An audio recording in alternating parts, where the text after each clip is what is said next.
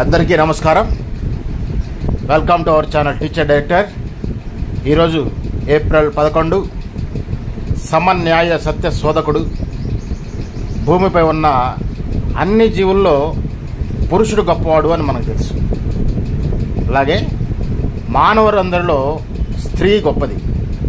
స్త్రీలు మరియు పురుషులు పుట్టుకతో స్వతంత్రులు కాబట్టి ఇద్దరికీ హక్కులను సమానంగా అనుభవించే అవకాశం ఇవ్వాలని మహాత్మా పూలే భావించాడు. ఎప్పుడో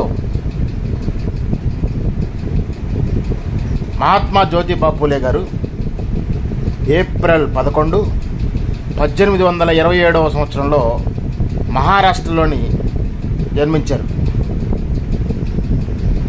1848లో పూణేలో తన భార్య సావిత్రిబాయి పూలేతో కలిసి మొట్టమొదటిసారిగా దళిత బాలికలకు పాఠశాల నెలకొల్పారు. దళితులు అంటే ఇక్కడ అస్పృశ్యులు ఆనాటి సమాజంలో. ఆ తదనంతరం 1851లో మరో 2 పాఠశాలలు నెలకొల్పారు. శ్రామిక ప్రజల కోసం 1855లో రాత్రి బడిని స్థాపించారు. అంటే ఉదయం పూట పని చేసుకునేవాళ్ళు, రాత్రి వచ్చి చదువుకునేవాళ్ళు.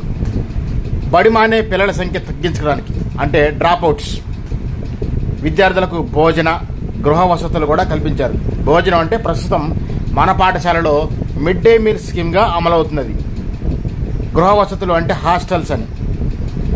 విద్యార్థికి వేతనాలు కూడా ఇచ్చేవారు, స్కాలర్షిప్స్. ఆనాటి సమాజంలోనే ఇవన్నీ చేశారు. పోషకాహార లోపాలు అరికట్టడానికి పిల్లలకు సమతుల్య ఆహారం అందించారు.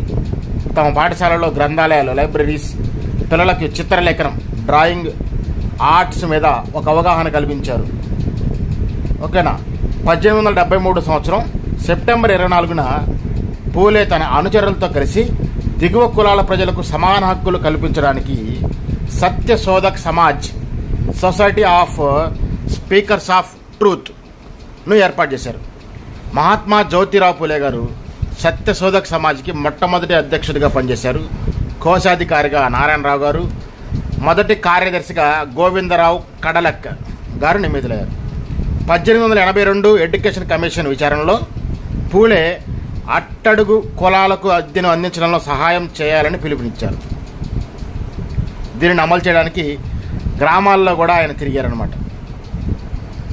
1888 జ్యోతిరావు పూలే గారికి పక్షవాతం వచ్చి కుడి చేయి పడిపోయింది. పట్టుదలతో ఎడమ చేత్తో రావడం అలవాటు చేసుకున్నారు. 2.5 ఏళ్ల తర్వాత జ్యోతిబా పూలే మరలా పక్షవాతం బారిన పడ్డారు. 2 నెలల తర్వాత నవంబర్ 28, 1890న మరణించారు. పూలే కేవలం శూద్రవర్ణాల్లో అణచివేతకు గురవుతున్న కులాల ప్రజల పక్షాన పోరాటమే కాకుండా అగ్రవర్ణ వితంతువులను పునర్వివాహం చేసుకోవడానికి గొప్ప కృషి చేశారు. అది మనం గమనించాల్సిన విషయం. మనం ఒక పురుషునికి విద్యను అందిస్తే వీళ్ళు ఒక వ్యక్తికి విద్యను అందించారు. ఇక్కడ వ్యక్తి అంటే సాధారణ వచనం, అది పురుషుడే కానీ స్త్రీయే కానీ ఒక స్త్రీకి విద్యను అందిస్తే వారు మొత్తం కుటుంబానికే విద్యను అందించారు. అంటే ఇక్కడ చూడండి, ప్రస్తుత సమాజానికి ఆనాటి సమాజంలో జ్యోతిరావు పూలే గారి ఐడియాలజీకి, ఆయన ఆలోచనకి మనం సలాం కొట్టచ్చు. ఒక పురుషునికి విద్య అందిస్తే వీళ్ళు ఒక వ్యక్తికి విద్యను అందించారు. ఒక స్త్రీకి విద్యను అందిస్తే వాళ్ళు మొత్తం కుటుంబానికే విద్యను అందించారు. రాత్రి బడే పెట్టని, మిడ్ డే మీల్సే పెట్టని, హాస్టల్సే పెట్టని, ఏదైనా కానివ్వండి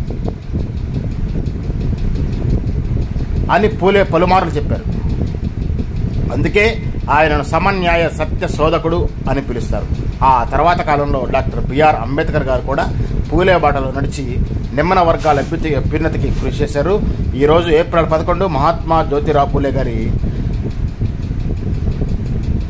జయంతి సందర్భంగా మీకు అందిస్తున్నది ఈ యొక్క విషయాలను మీకు అందిస్తున్నది మీ teacher director channel YouTube. Stay tuned to Teacher Director channel. Please subscribe our channel for more updates. Thank you. Last but not least, Mahatma Jyotirao Phule గారు రాసినటువంటి పుస్తకం Gulamgiri, slavery, Gulamgiri. Thank you.